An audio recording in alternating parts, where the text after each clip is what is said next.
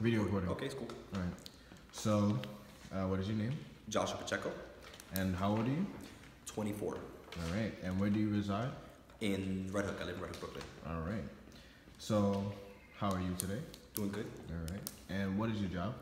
I am the Training and Education Associate for the Center for Court Innovation. All right. So, I'm going to ask you a couple questions based upon my global assignment, Okay. which is we had to choose a final assignment based upon the fact that my assignment was that what is racial identity? What is the racial identity in Brooklyn? So I'm gonna ask you a couple questions. and Okay. Answer freely. So what do you think race is?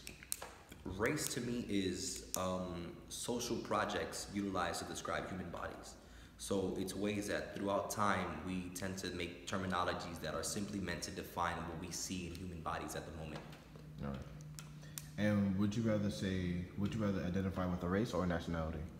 Probably neither. Okay. Well, here's a funny question. What race or nationality do you identify with, though? So I identify as human, and the only nationality I can think of is I like to tell people I'm from Earth. People think it's crazy as hell, but I just say I'm from Earth. Okay. But if somebody could label you with any stereotype, what would it be? I'll probably say I'm American just because that's the nation state that I was born to. Okay. How did growing up with this quote unquote label of being American affect you from your youth and up until now? I think maybe not like the American, but I've always just said I'm human. When people ask me, like since I was a kid, I would get in trouble in school for crossing out that little section that says, race or nationality. I would just cross those two out and write human. And I think it's shown me that people tend to be a little mean when you say stuff like that. So people will be like, oh my goodness, you can't be human, without realizing what they just said. Gotcha. Is there a privilege of being like who you are? I think privilege has like an intersectionality about it. So, though I may be underprivileged compared to people in society who are deemed as like, unfortunately we do race in society. So unfortunately, people who seem to be white in society are more privileged than me, or people who have more money. I think privilege is lack of opportunities. So me, I'm more privileged than people just because of my education status or that my parents own a house. But I do think I'm underprivileged. At the same time, I'm more privileged than others. Right. So, would you say that you are a minority? Based upon the American standards? I was about to say, based upon the way that we run the system of minority classifications, I think in America they would consider me a minority. All right. And what difficult things does it encounter while being a minority? And if you have a story, please. I think it's just the stereotypes that come along with it. It's funny, if people see you as a minority, whether you identify as one or not, it doesn't really matter. The world will identify you as something, and that's just how it is, unfortunately, sometimes. So, me, I've never identified as like Spanish or Hispanic or black or any of that stuff, but society does that for me. So there's been times where people have already been like, oh, you speak very good English because of my vocabulary. And the thing is, I don't even know lick of Spanish, not a word. So I think the thing that's crazy is that people tend to already prescribe what they see on the label, and whatever notions that they've come up with in their head about the label, they put it to you. I think that's the scary part about labeling in a sense. And would you say that those labels of being a minority based upon American sociology or psyche have affected you drastically?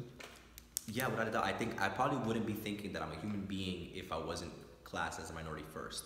If I wasn't born already as a statistic, I probably wouldn't be thinking the way I think now. I wouldn't think, we're all human, we're all one people, we all come from the same source.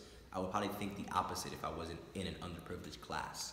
I think, something that always struck me as a minority classification is that there are more women on this planet than men. They're more numerous than us, but yet they're considered a minority class, not because they are the minority, but because they're treated as one.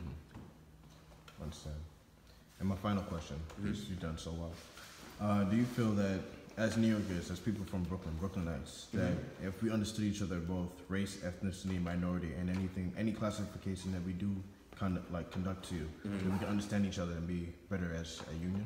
Oh yeah, I think the one thing we lack is understanding. That the reason we tend to, propagate hate or war or violence on one another is because we lack understanding of the self. We don't recognize, because we've been taught that there's minority classes and different races and different nationalities. We say that there's an in-group and an out-group. There's an us versus them at all times. I think when we get to the point that we understand that, we're all one group, we can better our communities as a whole. When we stop focusing on he's black and I'm not, and he's Chinese and I'm not, or all these labels that we throw, we can focus on the real issues like he's poor and so am I. He's hungry, so am I. He doesn't have access to education, neither do I. I think once we come to terms with who we are as a species, then we can fix social issues that need addressing. And last but not least, my final question is, what is one thing that you could wish you can change about the racial identity of America? Or New York, rather. Make it small. I think I would eliminate our racial tendencies as a whole. I think race is a social construct developed by people to, again, say in and out. You know, people who made race, it wasn't to label us for good reasons. It was to put us in a caste system. It wasn't until, you know, the colonizers came here that race even was a question. Who's not white? You know, the one drop rule. If you have one, you know, out of 1/134th of black blood, you were considered black, no matter how much white blood you had in you, whatever that means. But I think one thing I would do is eliminate race as an ideology in the first place. I think it causes so much harm because it's like telling kids that, you know, there's no such thing as gravity. Gravity's obviously there. Race isn't there, but yet we treat it like as a universal fact. All right. Thank you, Joshua. All right.